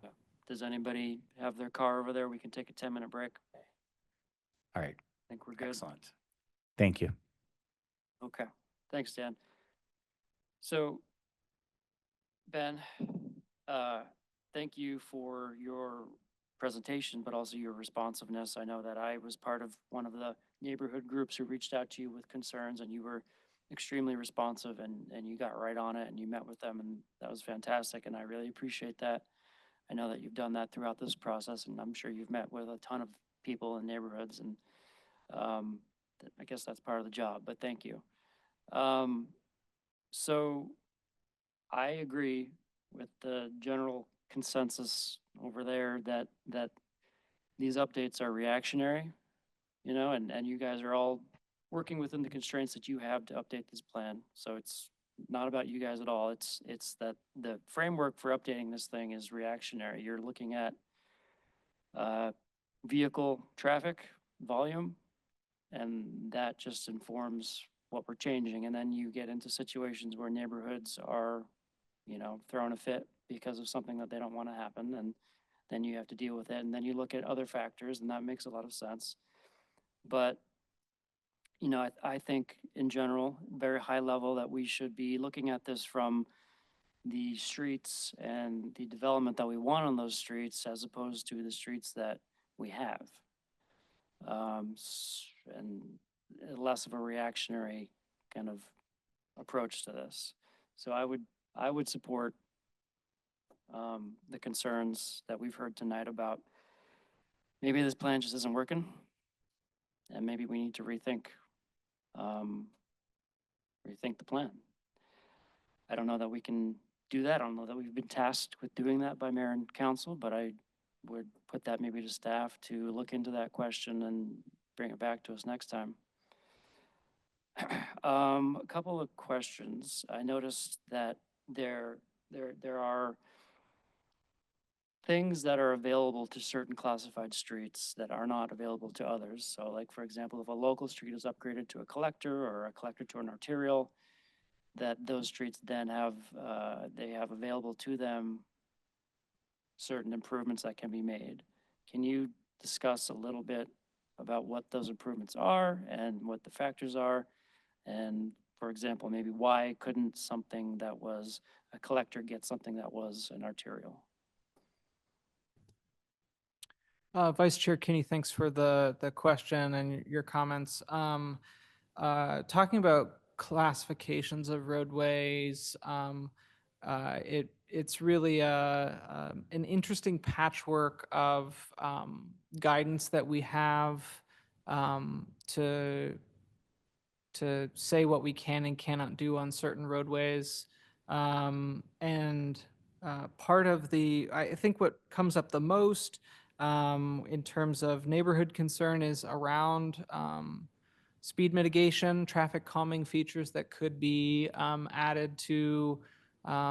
You really have a wide range of options available to you on local streets to impact those travel speeds. So something like traffic circles, speed humps, curb extensions, chicanes. A lot of those are being employed a lot on local streets, and those are where we have the most amount of flexibility because the impact is generally lower. When you get up into collector and arterial streets, and not just here in Tucson, but in many other communities, the guidance generally is more restrictive with what you can do with those streets, given that the roadway is serving a larger number of folks and different ways of traveling on those roadways. So you couldn't put a speed bump in, but maybe you could put a speed table or have a raised crosswalk to still get at serving for a pedestrian crossing and slow speed slightly. But it's really kind of a unique grouping of restrictions in terms of those higher speed roadways, higher traffic roadways. The other impacts that we start to see are, classifications on major streets and routes as a truck route, or how those roadways provide access to driveways, or spacing of driveways. So there is a big list of potential impacts Sure. on those roadways that have classifications like a collector or arterial. Okay. But it's really, Well, let me ask maybe a different way. If you were to upgrade something from a local road to a collector, what would the benefits be to the surrounding area? Vice Chair Kinney, the character of the roadway on a local street tends to be limited in how you lay it out as a cross-section. Generally, we're seeing neighbors want a pretty narrow local street with some maybe sidewalk back of curb, and that's what you tend to see invested in local streets. On collector streets, you might see a wider variety of cross-sections, and that could be, buffered or protected bike lanes in the roadway, travel lanes in the roadway, landscaping and pedestrian improvements back of sidewalk, or even bike improvements back of curb. So that being said, we have historically invested in collector and arterial roadways through capital improvement projects, sometimes to a greater degree than on those local streets. So there is the potential benefit of being able to deliver multimodal options on a collector street where it was previously a local street. Okay, thank you. In one of your slides earlier tonight, we were talking about reducing the MSNR right-of-way on certain streets. You mentioned that this would allow for more area to be developed, maybe as infill development. I'm trying to think about that, and the property, if the MSNR is reduced, the property though is still right-of-way, it's still city property, so you're not selling it to the adjacent property owners, you're just being more flexible about what can be done in that right-of-way? Vice Chair Kinney, you're right on that.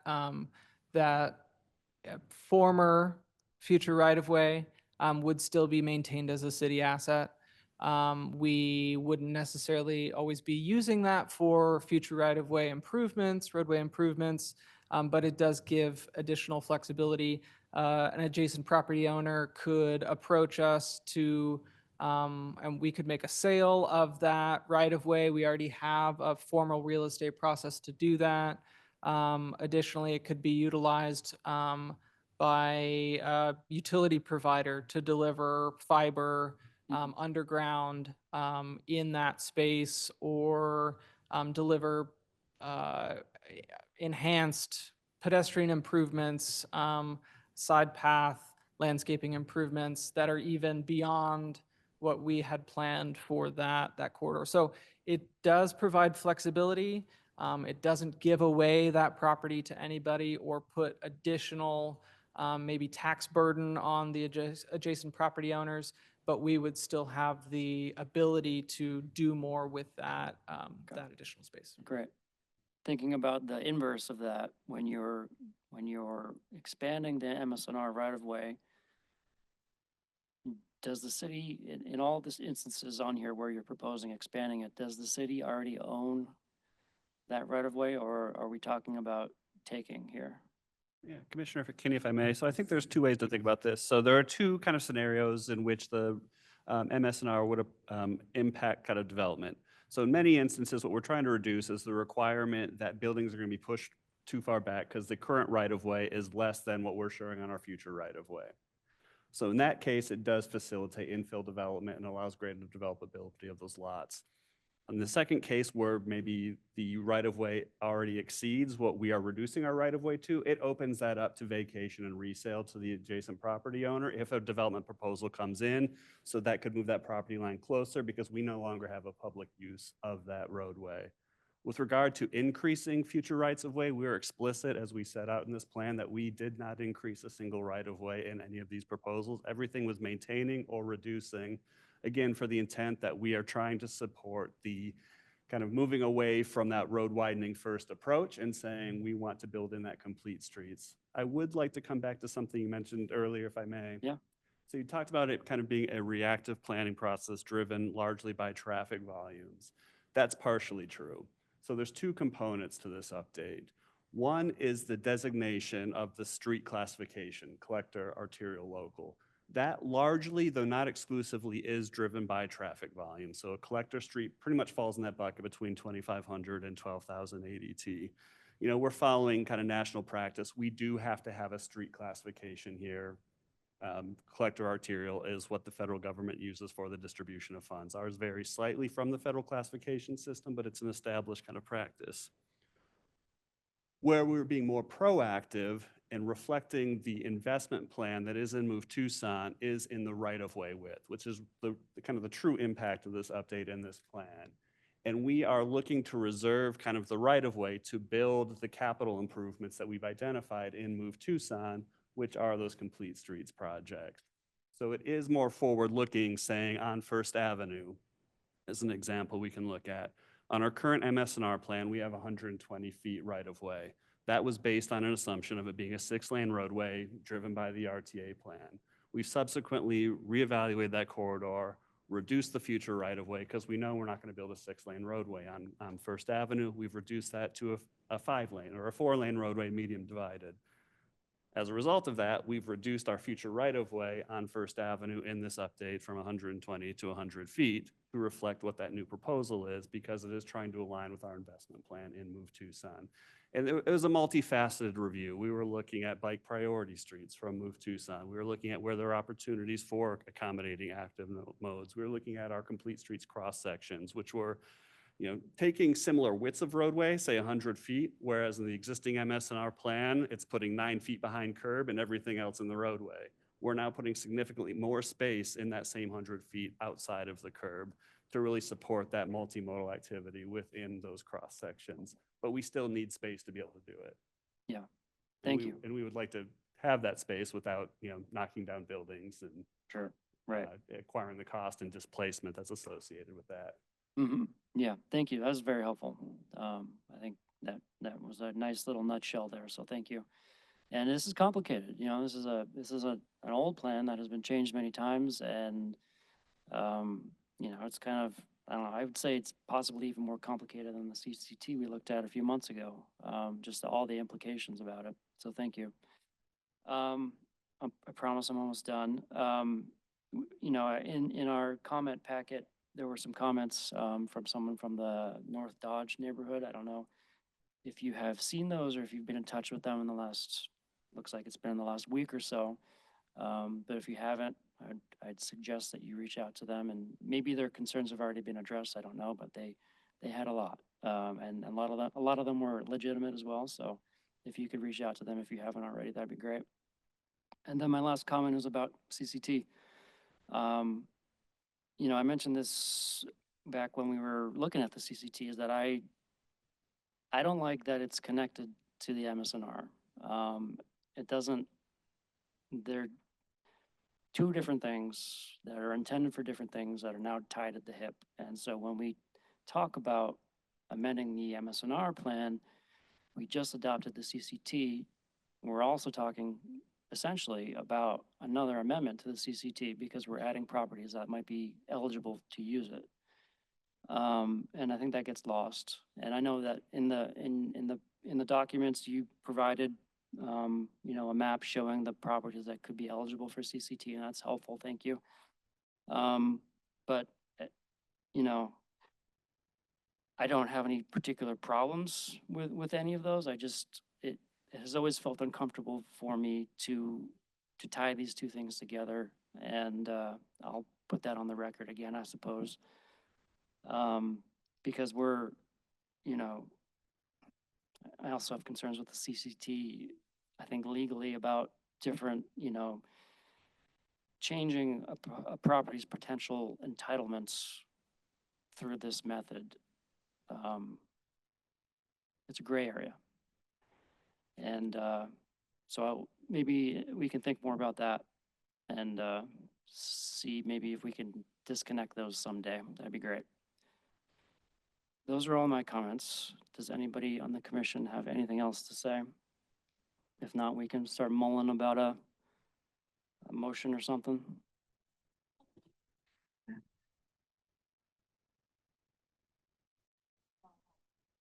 I'll throw something out there on the table and see if it works. So I recommend, I recommend that we, move forward with a public hearing on this item in, I don't know if there's a date specific, it just said July 2025.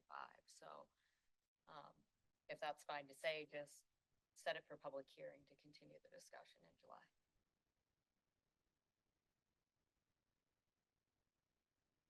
I would just, I guess, make some motion to show how what we saw today is coordinated with some of the multimodal transportation that are our objectives as well, even though they are in the other plans.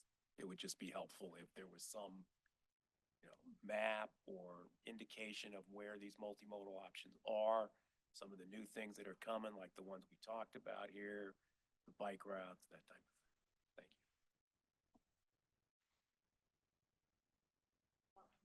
I think we would have to second the first motion, right? This was a substitute, or is this just an addendum to that motion? Just a thought. Okay, well, I appreciate trying to keep this moving, and I wonder, I don't know, can we send this back to staff to send then to mayor and council to ask them to consider some different, more aggressive direction? Is that I think we could, process? well, definitely correct me if I'm wrong. We could ask for another study session. right? Is that right? Continue the study And session. at that study session, you could come back with some responses to the concerns that we've made tonight. And maybe your recommendations are that we shut our mouths, or maybe it's that there's some things that we can do, and maybe send some questions to mayor and council. Does a new study session put us off some major deadline or schedule? This thing's been around 40 years. Yeah, Vice Chair Kinney and Commissioners, I don't think there is. I would just say there's also the option to continue a hearing. So we could present more information ahead of that hearing, and you can always continue the public hearing. So either of those are options available to the commission. I think we set a precedent with the CCT adding an extra study session. We should just do that again. Makes more sense to me. I'm fine with that. I agree with that. I guess specifically, I would like to know more of what we need the MSNR for. And what would alternative options to it be? What do other cities use? Are there other more progressive tools available to the planning world, the transportation world? Also, is abolishing it an option? Yeah. I think I'm more in support of just another study session, and perhaps another study session and a conversation rather than pushing forward. Putting it down. So then I will accept a friendly amendment to my motion here. And I will, I recommend that we continue this item for a study session in July. Second. Third. Okay, so we have a second to have another study session. Any more discussion? Anyone online want to say anything? Commissioner Young, maybe? Nope, just I'm ready to vote. Okay, great. Okay. Well, if there's no further discussion, all in favor of the motion, say aye. Aye. Aye. Aye. Any opposed? Aye. Great. It's an aye, not an A. Yeah, okay. The motion passes. So we will have another study session on this one, and thank you, all of you, for all the work and for listening to us and addressing our questions. I really appreciate it. It's definitely making sausage here. So, thank you. I do want all of you to know that you have completely changed the way I look at the city when I ride my bike now. Completely. I'm not so sure that's a good thing because I'm thinking too hard when I ride my bike.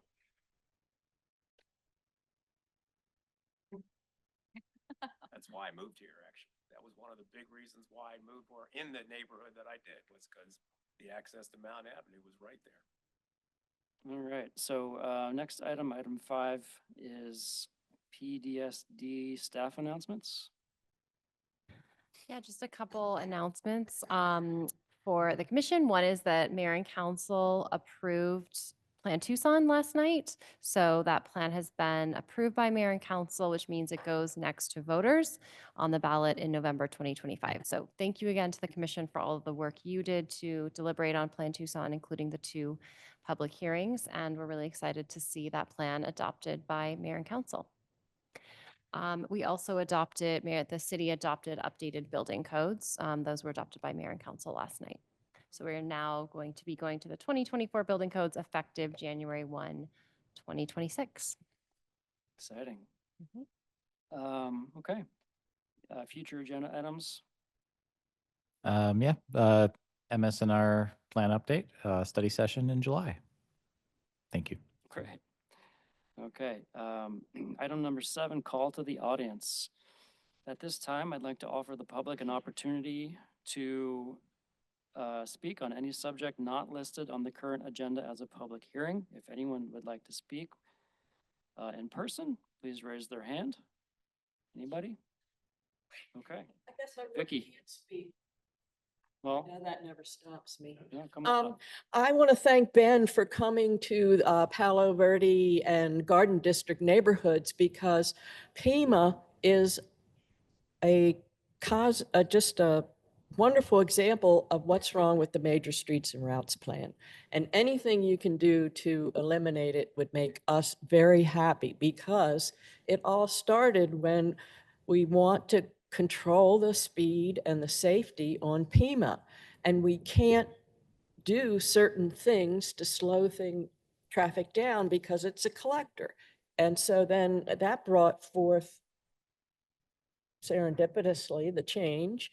And I said, let's go change it to a local. And then everybody on the Pima Street Garden District. And so we all got together with Ben and had a great meeting. But the bottom line is, because it's a collector, we can't do traffic mitigation to slow down the traffic. And so I really sympathize with the commissioner's thoughts about, is this really outdated and not the way we need to look at our streets and routes plan.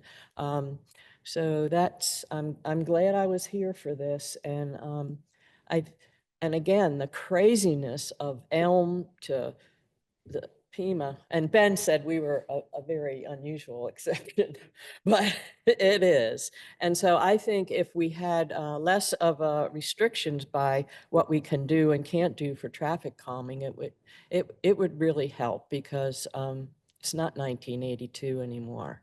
But thank you for letting me speak on a subject. Thank you. Okay, I don't see anyone else in person. Anyone online wishing to speak?